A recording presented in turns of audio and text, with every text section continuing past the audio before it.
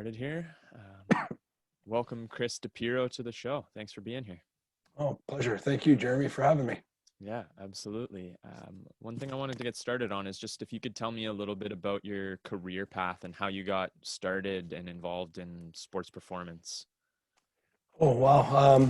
Yeah, you know what? For me, it's something that I've always been involved with.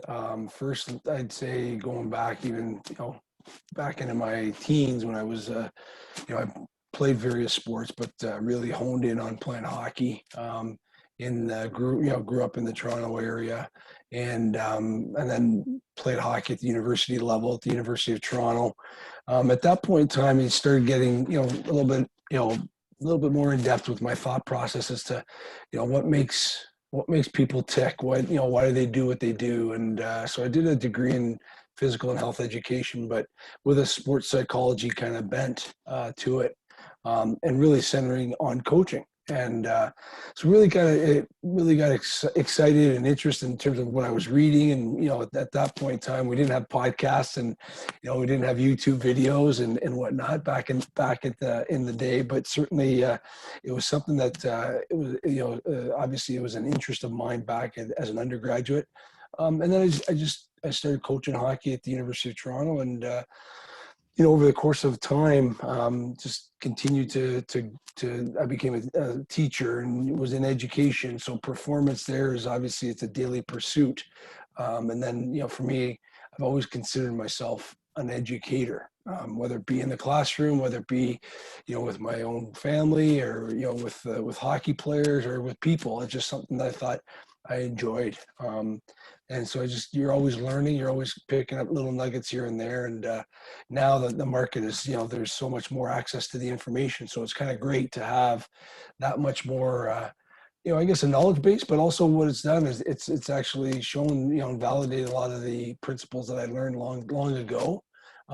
And certainly has challenged my thinking too over the course of time, which has been nice.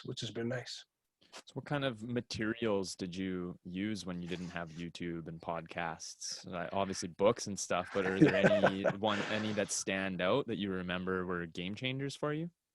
You know what? It's a great question. It would have been books for sure. Back when, you'd have to go into the library and take books out and kind of sit down. But, I'm trying to think of for me, the one game, the one thing that really got me going and really thinking differently, let's say specifically about the sport that I enjoyed was hockey, was The Home Game by Ken Dryden. And Ken Dryden being this Hockey Hall of Fame goaltender who was also a lawyer and a writer and kind of a Renaissance man. He wrote this book, and he first wrote The Game and then The Home Game, and he just kind of waxed poetic about what the game meant to Canadians. And it really resonated with me from various aspects, whether it be from at the time as a player, but really as a fan. But it was as a fan of any sport, because then you could take the same kind of concept and apply it to, baseball and, football and, whatever sport or whatever pursuit one takes. So it really got me thinking about it differently. And it was an interesting piece because, at the time TSN was also doing this series that was called For the Love of the Game. And they would take eras of hockey and kind of delve into it and kind of do like 3 or 4 part series. And it was really kind of at the advent of sports television as well in Canada. US has already had it, but in Canada it started to just begin. So it's kind of nice to see. And there was a point in time when TSN did this thing on the Montreal Canadiens of the 70s that Scotty Bowman was this, awesome coach who's won a lot of Stanley Cups. And he had this team in the 70s that had won 5 Stanley Cups, of which Ken Dryden was a goaltender for. But in it, there's a clip that it always kind of, again, resonated with me from a performance perspective in terms of how teams get formed and how they're developed and how they're, how we look at, just kind of growing a team or putting a team together. And I thought about it from an aspect, years later, and I always kind of resonate. It kind of always go back to, because it can be used in any walk of life today. And Bob Gainey, who was was the captain of that team in the 70s for the Montreal Canadiens, who later became a head coach and a general manager in the National Hockey League. He basically talked about that team being like a myriad or a group of different characters. It wasn't just all one type of a hockey player or one, type of personality. It was just, they had their joker, they had the serious guy. And he said, but what was interesting is within the dressing room confines, they would get together, whether it be for a practice or a game, everybody played their role. But he said at a certain point in time, it just, nobody had to say anything, but they all knew when it was time to kind of flip the switch to get ready for what they had to do to get the job done. He said that's when he knew they were a championship team. Doesn't necessarily mean they were going to win championships, but he knew that they had championship team culture. And that stuff resonated with me. And I got excited about what culture is, and why does one team win consistently over another team? And then you start investigating a little bit more across sports and across companies, and it just, now you go down a huge rabbit hole.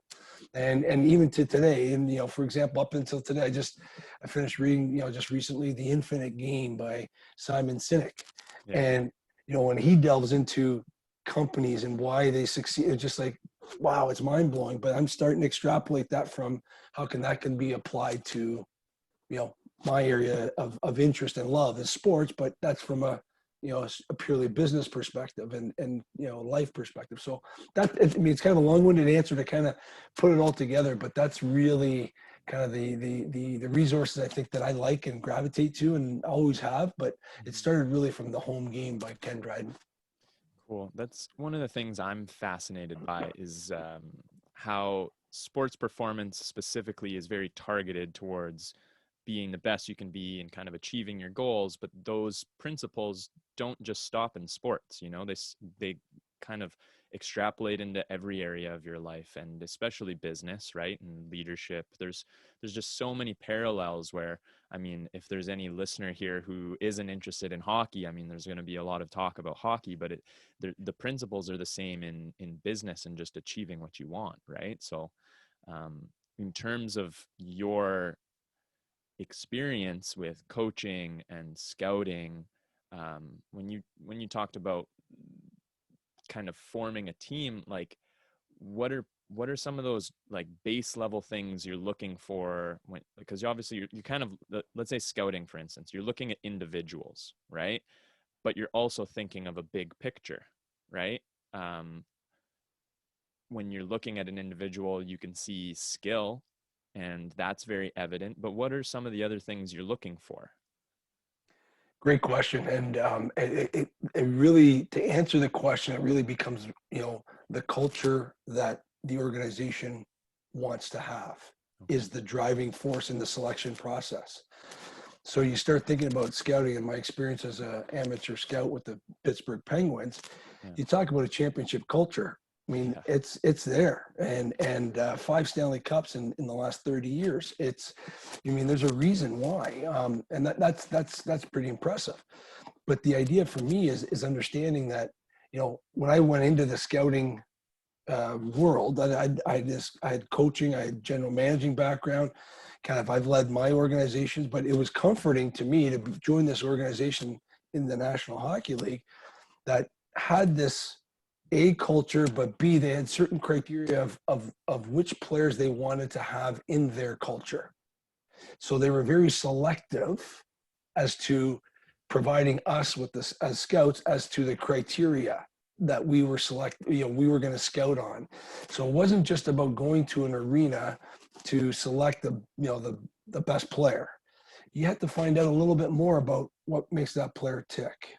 So the amount of research we were required to do was beyond the actual viewing of the player on the ice. And it had to do with talking not only to the coach or the general manager, but to the equipment manager, the trainer, maybe some of his teammates, could have been the billet home, could have been the guidance counselor, his school teachers, and be able to formulate this whole kind of understanding of who this person is.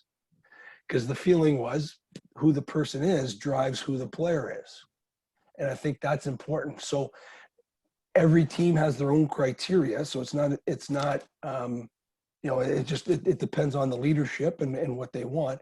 But that was what I was exposed to with that organization. But it really, really resonated with me because that's when I was, doing the same thing as a coach and general manager with the Oshawa Generals. We had certain criteria that we wanted. We really prioritized character and work ethic and attitude, along with the obvious hockey piece.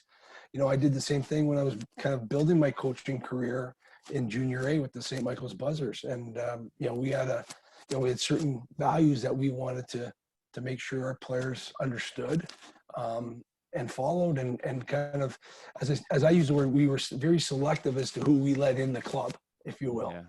And we were very quick. We made mistakes. I made mistakes, but certainly very quick to address those mistakes, move on. So this way, the rest of the group that kind of understood those values and understood what we were looking for, recognized and basically realized that what we were asking of them mattered. Because if you don't make those, if you kind of start compromising, and you compromise your culture, the ones that are actually falling in line with your culture, they start scratching their head and wondering, why are you asking me? And I'm doing this, but you're letting this person get away with certain things. So you need to be consistent with it. So that was kind of a nice thing for me to be a part of. Interesting. And do you think teams that don't necessarily have winning cultures are thinking that way as well and just getting it wrong? Or do you think that they're just looking at skill and not looking at the whole picture? So, it's funny you say, because one of the things I look at, I try not to look at, what's right and what's wrong. It's right for the people that are making the decisions that they're making. Mm-hmm. So for the teams that, let's say, are choosing different criteria, that is right for them. Mm-hmm. And I think that's their model of how they want to build or kind of attract or select their groups of people who they have in their team. May not be what I want, but that doesn't make it wrong but it's right for them. So that for me, that's something that, I kind of, as I've gotten older, I've kind of, let, how you want to do your business over there is how you want to do your business. And that's fine. But, I'll do my business my way type of thing. Yeah, totally. And as a person too, I feel very strongly about that as an individual. I know who I am. I know what I'm about. I'm not here to tell you you're wrong or you're right. It's just you do what you have to do, and we can get we'll get along from there. Yeah, I respect that. And I guess in terms of that whole general picture that you talk about, do you think younger players that are developing and have goals of, let's say, making it to the show someday, is that something they're taught, that their whole personality and stuff matters the whole way through, or are they just focused on their stick handling and all of the technical skills, Yeah, I think I would say it's a very small percentage of their what they're learning. I think in the younger kind of the minor hockey or the minor sports. I think it's more about the talent, and I think as they get older, if the talent does not, like, there's a book called "Talent is Overrated," and it's a great book because it delves into the one thing it talks about Jerry Rice, the great wide receiver, San Francisco 49ers. He went to East Mississippi State, not a high-end football school, but he made it on his work ethic.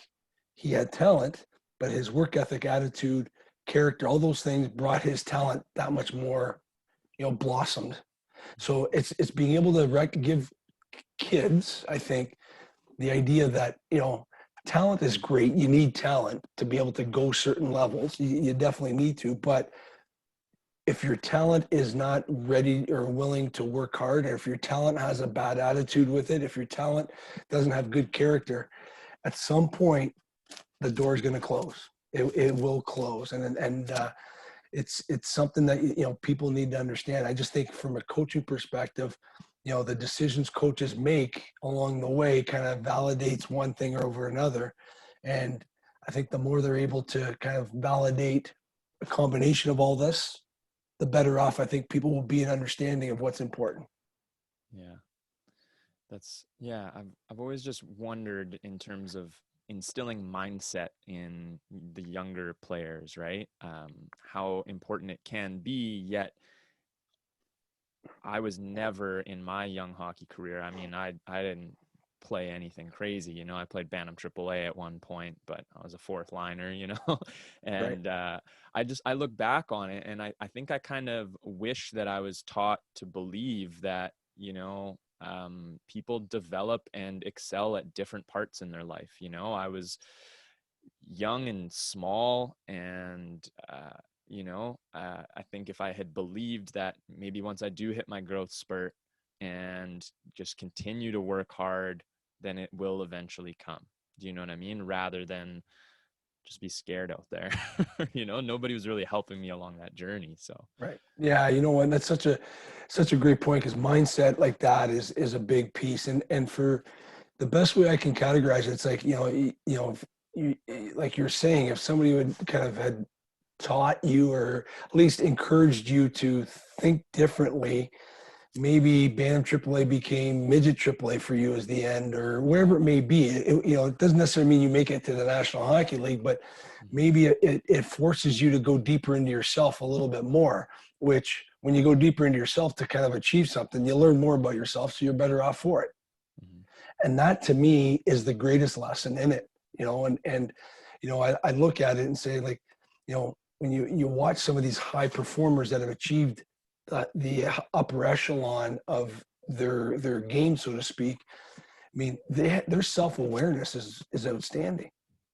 They just have such a keen self-awareness of, what they do and what they do well and what they need to work on.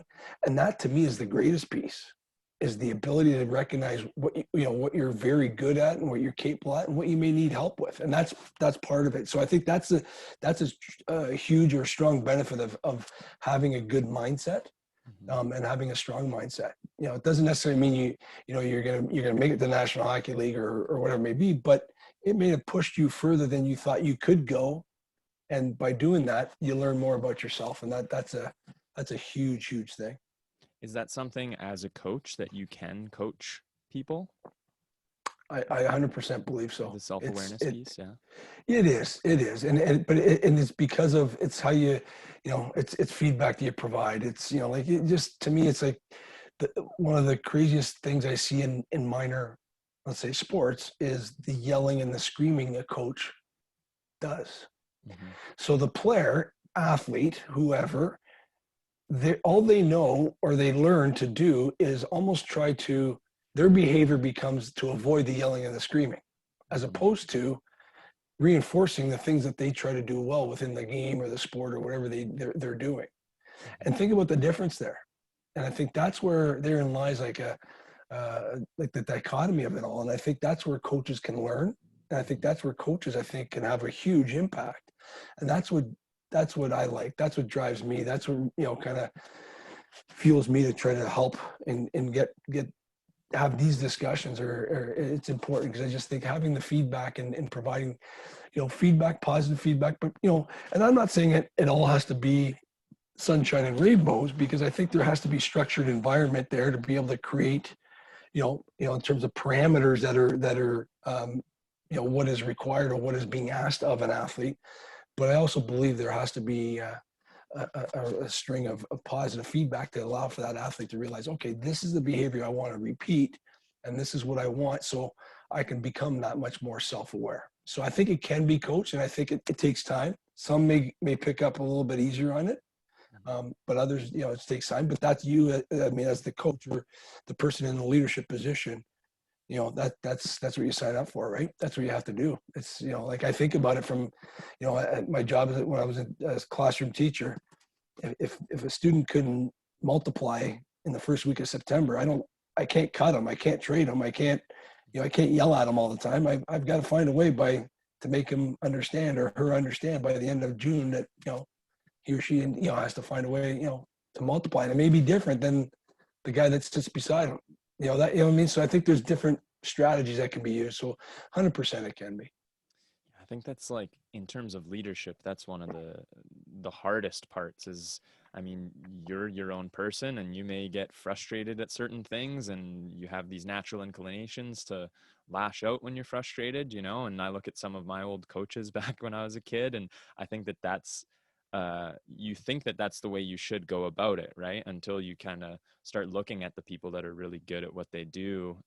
Like I read Phil Jackson's book 11 Rings, and all about coaching, right? And I found it fascinating that it was about um, taking a step back sometimes, and not reacting when you wanted to, you know, and just not necessarily needing control at all times, and kind of letting go of control. There's the word right there. You just, I mean, like, and it's a great thing in terms of control. Like, you know, leaders, coaches, fathers, and me as a parent, like you sometimes you want to have that control, and sometimes you need to let things evolve as they should, you know. And Phil Jackson's a great example of that. And then you just watch, you know, you watch Steve Kerr coach, and there's enough YouTube videos to watch him. There's, you know, I think there was something that was going viral last week where there's, you know, stuff on his interactions with Steph Curry, and just in terms of him, you know, talking to Steph Curry. You know, Steph Curry was frustrated, but Steve Kerr's like, hey, you know what? Like, he goes, I could never shoot the way you shoot, like, you know, or, you know, just kind of just encouraging them, but letting it be. And then there's a clip of him calling timeout and him just stepping back and letting the players kind of decide, you know. And as coaches, we want to insert ourselves. We want to be the reason why. And it really isn't about the coach. It's about the coach. You know, the coach can create the environment, can create the structure, can create the parameters, but sometimes you got to let the kids play. And I think that's like the Phil Jackson piece. That's a great one. And I think, you know, he was a man ahead of his time, ahead of his time. Yeah, no kidding. Hey, yeah, it seems to be. I mean, you would assume that because of his success, most coaches are going to look up to that and try and cultivate that skill set, right? Do you see that? Do you see people, I guess, grasping onto those concepts a little bit better than they would have before Phil Jackson was successful? Yeah, you know what? Possibly. I don't see it as much. I still think there's that element of coaching, you know, from fear. There's coaching with the yelling. There's coaching from the control, because that gives the coach the sense of power. Hmm. And I think that, you look at, you know, whether it be you study leadership, and, you know, leadership's about asking questions. Leadership's about creating an environment where you're empowering, and empowering means to give up power. So I still think that there's work to be done in that, in terms of coaches emulating, you know, the Phil Jacksons or the Greg Popoviches. You know, I think there's still work to be done there. Really? Who would you say is the best coach or the best leader you've ever worked with? That I've worked with? Yeah. Wow, that's a great question. Um, I would say there's a principal I had, as a teacher. I work currently. I work at St. Michael's College School. It's a private school in Toronto. Yeah. I'm associate director of admissions there. I was a teacher, for a number of years, and then I became director of athletics. So the principal I had when I became director of athletics, his name's Terry Sheridan. Um, he he had this ability to communicate a vision, ability to empower his people, ability to get out of the way in terms of letting his people do their thing, but also creating the parameters. So we understood what, where the shoreline was, right? You know, in terms of where our boat needed to go. But he just had this demeanor, his communication style, his ability to, like I said, set a vision and invite people for the journey. And I think that's, Simon Sinek talks about that. The best leaders set a vision. They don't tell you this is where we're going to, they just invite you on a journey. And the people who want to go are the ones that you want. And that's what Simon Sinek talks about. And it's kind of interesting. And this is what, this guy, Terry Sheridan, was really, really good at doing. And so he'd be the best one I've worked with. Yeah. And do you see any that you, I guess, necessarily haven't worked with, but do you see any that just blow your mind in terms of what you see them doing in professional sports? In term positively or negatively or? Yeah. Like somebody that you think is killing it and doing it the right way, you know? Well, you know what? It's funny you say because I admire Bill Belichick. It's hard not to from the success that he's had, but I admire him from the culture that's created. You know, the Patriots way that the team is above everything. So I admire that. I really, really do. I admire the fact that he has just standards. I don't know Bill Belichick. I don't know the inner workings, but you watch enough of things, documentaries, and you kind of admire his methods. Mhm. I admire Pete Carroll with the Seattle Seahawks in football. Mhm. Again, different culture, different personality. Has had success, college, pro. So you mean like there's certain elements to these people that you say, okay, there's a way, but I think, Pete Carroll values the person and will always coach the person. So I like that. In hockey, I like Jacques Lemaire was a guy that I valued. I valued I value Lou Lamoriello as a general manager for the structure and again the culture, and there's certain parameters again that that he creates. So de facto you start to work down. Well, Jacques Lemaire used to work for Lou Lamoriello at the New Jersey Devils. There's a sense there. So it's I value in baseball the St. Louis Cardinals for years having the Cardinal way. They produce this handbook that they have all their minor league players and major league players understand. Whether this is how we go into a hotel, we walk into a hotel, we're never, shirts aren't untucked and we don't wear ball caps, and there's certain things that you just do to carry yourself as a St. Louis Cardinal baseball player.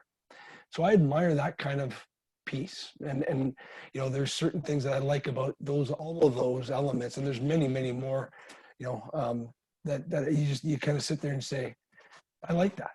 I like that. Yeah, there seems to be a common theme in that. I guess the players or the team needs to believe in something bigger than their own success, I guess, right? And like, how do you think something along the lines of tucking in your shirt every day, how does that add up into winning a championship? And you know what? And I'm sure today, especially today's modern day athlete, would ask that question. Mhm. You know, I think it's the standards, the standards of excellence that I think a person has, a leader, a culture, an organizational culture, whether it be sports or business or wherever. Those are your DNAs to greatness, and you know, whatever they may be, they are. And if sometimes, you know, I think today's athletes need you understand that this is what my organization is asking of me, then this is what I need to do. I mean, I will bring my individual personality to the pursuit of what we're doing. But yet if my organization is asking me to tuck in a shirt when I walk into a hotel lobby on the road, well, then that's what I need to do that. Mhm. It's maybe if there's an issue with that or a concern with that, I'm sure they can discuss it. But the other piece is sometimes there's certain standards of behavior that become the DNAs of greatness. I think for people, leaders, organizations, etc. Yeah, I think it would almost be like an indicator too of whether they're bought in or not. If they're not willing to abide by those small little rules, it's like, okay, well, what else are you not bought into with this organization? And if you're not bought in, is it because you're not happy with the organization and the way you're being treated? Quite possibly, that one could extrapolate that, and all of a sudden, like a coach, may ask a player, let's say hockey, hey, I need you to chip the puck in on the blue line, when we're, less than 5 minutes left in the game when we're up a goal. But yet, if you're not prepared to do that and you turn the puck over at the blue line, the opposing team goes down and scores a goal. Well, then, maybe there's these key indicators over time, quite possibly. Yeah, Yeah. interesting. Cool. And with St. Michael's, is that a high school, did you say? We're a grade 7 through to 12 school, private all boys school. So yeah, Okay. grade 7 right through to 12. Okay. And is it fairly, are there programs that are fairly hockey focused?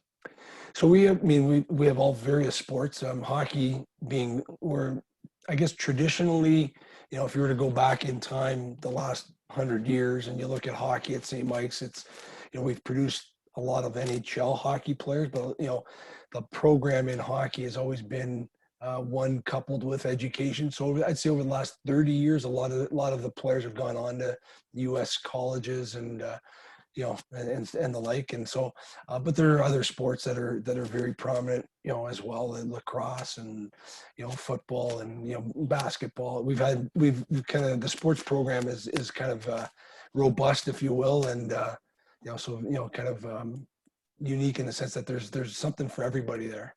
Mm-hmm. And so when you're nurturing a young athlete like that, yeah, obviously you're trying to instill a certain mindset with them as well, or try and encourage a certain mindset, right? And they have to buy into it themselves. But I guess, how do you go about that? Like, how do you try and instill confidence in a young athlete? Well, I guess specifically to St. Mike's, our school motto is teach me goodness, discipline, and knowledge. So that's the overarching for all of our students. So then each individual coach will, for each individual sport, will kind of do their own little standards of excellence that they require or want and look for, and standards of behavior within the sport. But confidence for me is a unique thing.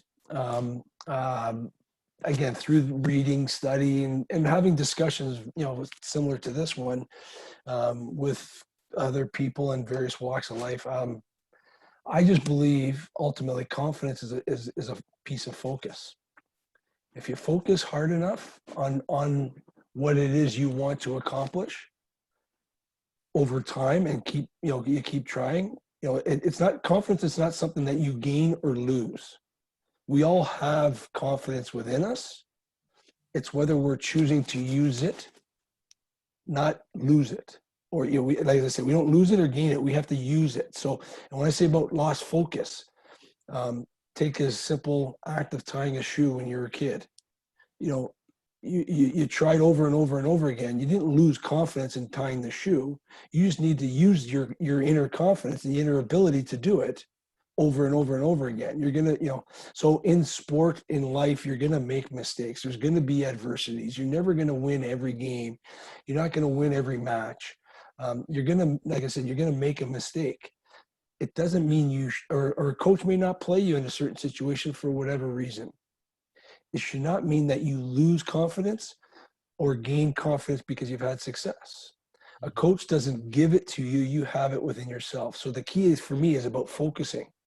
So there's a quote that I read, and I can't remember where I read it from, but it's ingrained in my mind. Confidence should be a pre-action decision, not a post-action reaction. So the ability then is athletes and people tend to use it as a post-action reaction. Oh, I wasn't able to tie my shoe. I suck. So therefore, I don't have confidence. I wasn't able to tie my shoe. My mom got mad at me because I'm not tying my shoe. I can't learn fast enough. Oh, she's not giving me any confidence. That's a post-action reaction versus the pre-action decision. Whereas, okay, I didn't tie my shoe right away. I got to learn. And then you keep honing that skill, or you keep honing that activity, and you keep having this belief in yourself because it's in us. It's in us. We have that ability to do it. Mm-hmm. Again, using the tying a shoe as an example. Obviously, with complex ideas and complex concepts, it's it may take longer, obviously, and whatnot. But to me, it's about the self-belief, self-awareness piece that you come back to. And I love that quote. It's a pre-action decision versus a post-action reaction. Yeah, it's really interesting that you mentioned that, because even with myself, like before, I'm relatively new to the podcasting world. This is going to be the 6th episode, and before you go into an interview, to a certain extent, you're performing as an interviewer, right? And I remember, I think it was last night, I had a little bit of like, not necessarily nerves, but I was like, oh no, like what if, and I had all these what ifs. So like, what if I blank? What if I don't know what if I don't have enough questions? What if the conversation doesn't flow?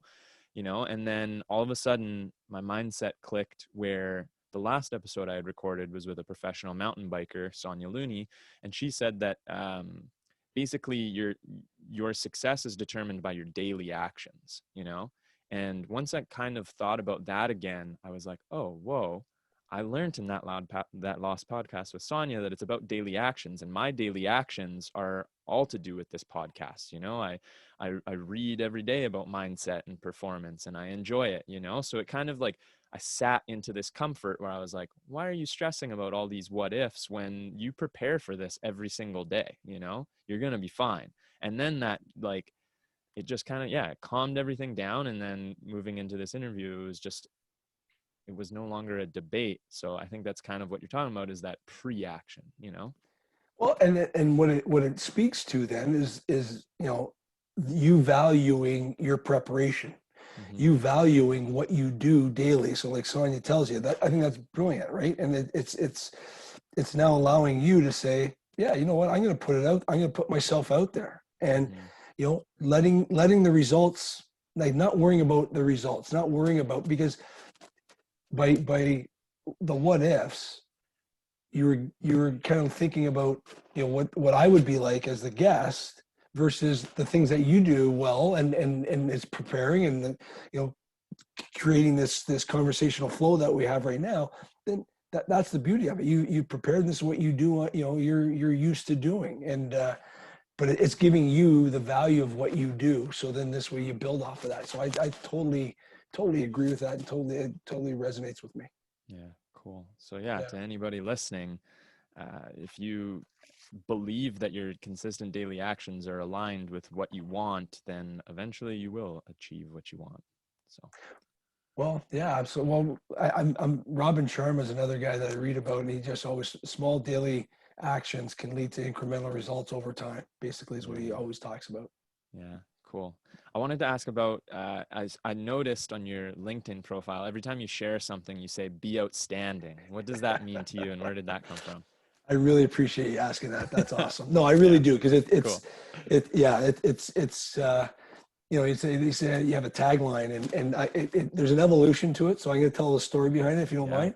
Absolutely.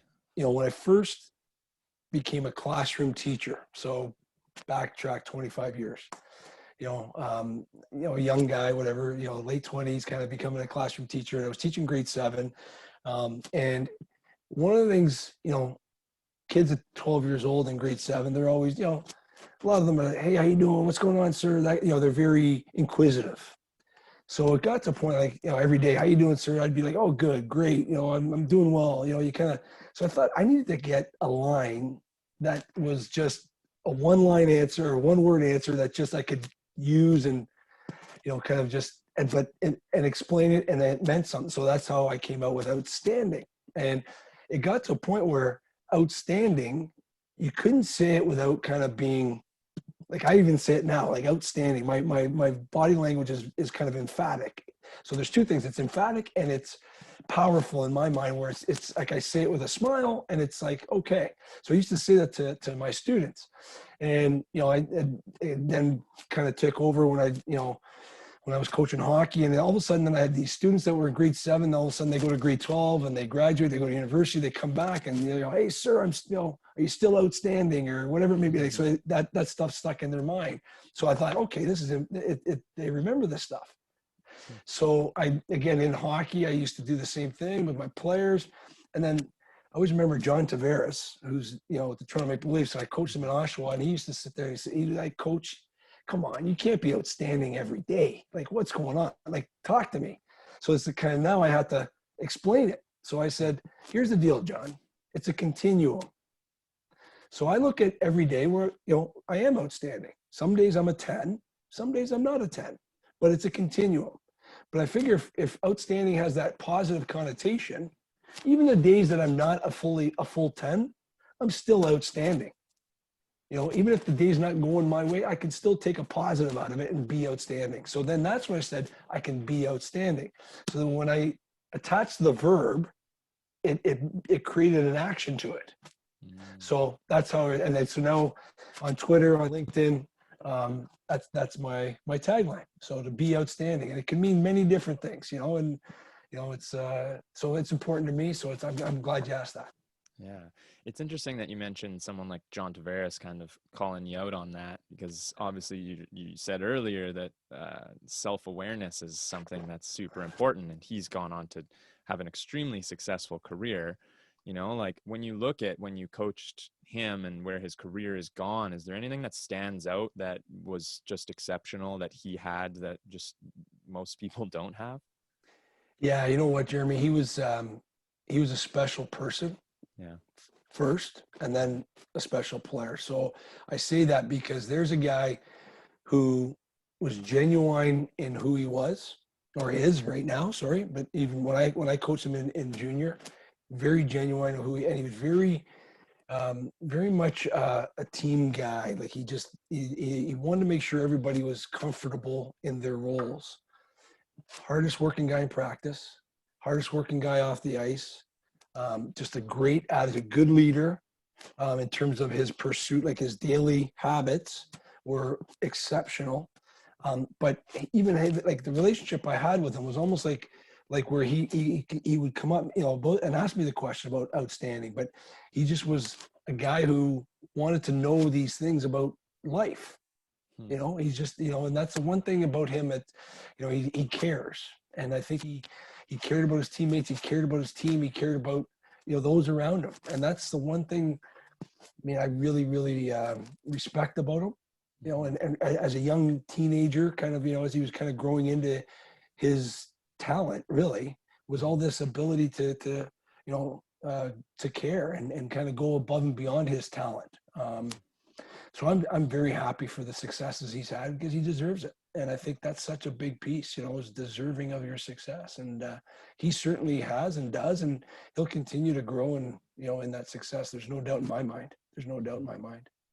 Yeah, that's cool. You can't really teach somebody to care, That's mom and dad. That's his parents. Yeah. That's the upbringing, that's a credit to his parents in terms of being able to create that for him. Yeah. That's cool. And just that kind of leads me to start thinking about being a captain on a team. What do you think are the most important concepts of being a captain on a team? Like you see so many different captains out there, and obviously they have different approaches, and I can't help but look at someone like Connor McDavid on the Oilers, who leads by example, and then he almost seems like a quiet guy. So I'm sure I'm wondering if he's like speaking up in the dressing room or not, but what do you think are the key components to being a fantastic captain? Yeah, I think it's different for the pro level versus, below, but I think a lot of it is just the example piece. I think that has to be first and foremost. Is that the pro level, sorry, or the young? I think it's for me, that would be kind of for all levels for me. Okay.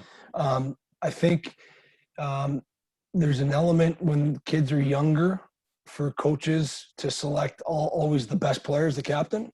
Mm-hmm. That's not always the case in terms of leadership. Some kids aren't ready for it. They're not ready to put themselves out there for various reasons. It could be, their development, where they are in their own social development, right? So I think that a coach has to be keenly aware of where kids are in the social development space, especially at the puberty stages for athletes, because some just aren't ready. And sometimes captains at the younger ages of sports are selected based on their physical talent, not just the actual talent in the sport, but the physical talent, because maybe they've matured physically a lot quicker than others, and they get put in this leadership role because they can be physically more imposing. And a lot of times coaches feel that them as being leaders. That's not always the case either. So I think a coach has to be keenly aware of that. And then sometimes it's the loudest guy or girl, that one that can rile, that's not always the case either. So I think there's a lot of elements when kids are younger that go into selecting somebody who's going to be a captain. What does a captain mean? For me, in major, junior, and above, I think a captain has to be a representative of the players to the coaching staff, and vice versa. But obviously recognizing that they're a player. So I think that's where their ability to be an example of what they want the players to be and what the organization wants them to be for the organization. So it's kind of like a conduit. Mm-hmm. So I think there's elements to a personality of an athlete, aside from their stature within the team as well, that go into it. Leadership ability comes in various forms, and it's not always going to be demonstrative vocally, right? And there's the quiet, humble leader, as you say, like a Connor McDavid. I think of the dichotomies of a Steve Yzerman when he was with Detroit Red Wings, having this fierce inner drive that was kind of quiet, that just we're getting the job done. And maybe there's a Mark Messier who's a little bit maybe vocal, and they had the NHL as a Mark Messier Leadership Award. So both have been extremely successful. So what I mean, like I can't say one is more worth more than the other. It's just in that group with the Edmonton Oilers and maybe the New York Rangers and maybe the Vancouver Canucks, that worked, the Mark Messier model. But Detroit Red Wings, the model, the Steve Yzerman model, kind of leadership style works. So anything's possible. It just becomes of how it's communicated and what are the values of the organization, I think, that filter through that to create a captain.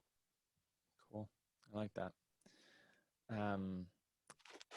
Sounds like you're always on a path of improvement. Sorry. Are you reading anything now? Are there any books that are blowing you away right now, or podcasts you're listening to? So books, there's plenty. Unfortunately, my wife would have, if you were to ask her, she'd say, like, because there's always these books with rabbit ears and around the house, and unfinished books. Unfortunately, because I'll kind of go through a half a book or 3/4 of a book and leave it and then start another one. And the one I'm really honing in now, it's again by Robin Sharma, the 5 a.m. Club. It's a nice book. It's a little bit of a fable, and it's been good for me to kind of go into, like I say, a fable with a lot of great lessons in it. But after you read certain styles of books, like I said, the Simon Sinek Infinite Game, that book that I've read, it's you kind of read the certain genres a lot, and you kind of hone in. Sometimes you got to get away and get into some fiction, and so the 5 a.m. Club has actually been a good book so far. There's so many out there. Is there any that you recommend to, like, young athletes or anything? Yeah, I'm just trying to think offhand. I have a laundry list of like, whether it be, oh man, there's so many. I'm sorry, I don't have a kind of a mindset, like a group of books right now that I can It's almost like Phil Jackson when he talks in his book about how he doesn't suggest one book. He finds what book the person needs and then recommends that one to them. Yeah. And there's so many out there. There's so many good ones out there. And there's so many ones that, that, like, just even, pulling little nuggets out, like, there's the championship mind. And, like I said, their talent is overrated is another book that I read. They, remember the book, The Talent Game, or The Talent Code? Sorry, The Talent Code. I think have you read that? The name. I don't know if I've read it though. No. It's a good book written by Daniel Coyle, and then he wrote a subsequent follow-up book called The Culture Code, and delved into what makes great cultures, and a lot of sports in there. So those are good. The Talent Code is a great book for young athletes to read. The Culture Code is great for coaches and managers and people in business and or any leadership position. But there's another book that's very similar called Bounce.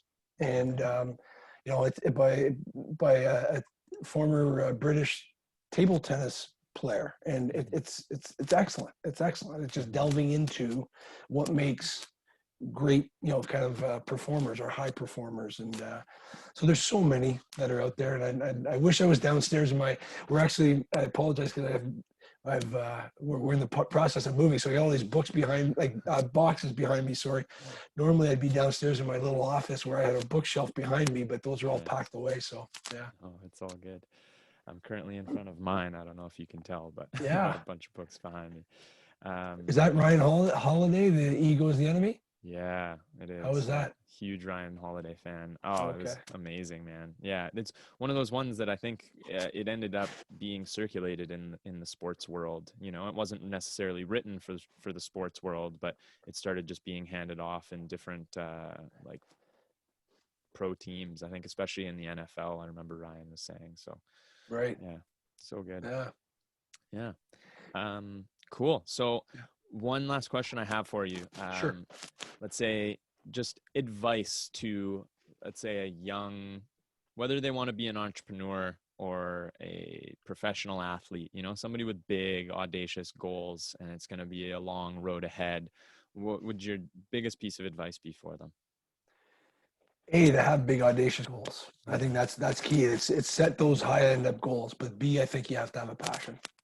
You have to have a passion for whatever it is you're pursuing, because ultimately that passion will be what fuels you, what drives you in the good times, and specifically in the not so good times. As I said earlier, there's going to be downtimes, there's going to be mistakes, there's going to be adversity, there's going to be defeats. Your passion should be what fuels you and drives you, not the end result. So the goal that you have, that audacious goal that you have it, get after it, make it happen, but let the passion fuel you, because that's how you learn about who you are. It goes back to self-awareness. And to me, that's the greatest lesson you learn from it. You know, the goals, achieving of the goal isn't the thing that you're after. It's who you become along the way. Because when you achieve that goal, you're going to have to set something different, but you're going to be a better person for what, you know, achieving that goal or getting to that destination. But now you're going to move to the next destination, you know. And to me, it's about having that passion, because the love of the pursuit is really what should drive you. And I think, you know, if I may, I use an example, as you know, for young athletes specifically. Let's say hockey players are out there. The goalie for the Calgary Flames, Cam Talbot. Now, Cam is a family member of mine, so I have a vested interest in telling this story. But there's a guy who basically loved the pursuit of playing goalie, loved going to the gym, loved going to goalie workouts on the ice. You know, quietly went about his craft and honing his craft. So much so when he was 20 years old, he was going to pack it in and just go to a community college in his hometown. Luckily, a scholarship offer came from Alabama Huntsville. So then he goes to Alabama Huntsville, and you know, there's a program. It's not North Dakota, it's not Michigan State, it's not Michigan, it's not Boston College. You know, so now all of a sudden he had another opportunity to kind of take another destination, or you know, achieve another, you know, kind of a notch in his goal setting piece. Mm-hmm. While he does so well there, all of a sudden he's able to sign a free agent contract with the New York Rangers, and the rest is history in terms of being traded to Edmonton, you know, playing for the Oilers, and then now playing for the Calgary Flames. The point I always try to make there is that, you know, if the biggest thing for Cam was always the love of what he was doing, you know, and he had made a comment to me, and his dad did as well, you know, when we talked about, being proud, being happy about the accomplishment. And his dad made a comment to me, he said, if it ended with Alabama Huntsville, it would have been great, because he had this education paid for, and he had this, you know, he just loved everything along the way. And that's what drove him. You know, his dad said, I didn't have to wake him up in the morning. I didn't have to, you know, push him to go to the gym. He just wanted to do it because he loved the pursuit. You know, and then obviously talent, etc. That goes back to what we started off our conversation with at the beginning. You kind of package that all together. Great things can happen, and there's no, you know, there's goalies that are Cam Talbot's age that were drafted at high, maybe first round, that are not in the NHL today, but you know, he was able to achieve the pinnacle of his industry's career. You know, his industry being the National Hockey League. So I hope it's an example.